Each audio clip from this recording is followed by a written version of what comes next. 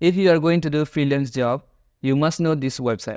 Hello freelancers, I'm NyiZaw. Welcome to this step-by-step guide on how to create Upwork account, the platform that connects freelancers with clients from around the world. Let's get started. Open a web browser, type Upwork, click on the sign up button, take the I'm a freelancer login for work, then click on apply as a freelancer. Once you have clicked apply as a freelancer, you will need to fill out some information, name, email, password, and address. Make sure to use a strong password to keep your account safe. After that, you need to agree terms of service. After that, click on create my account.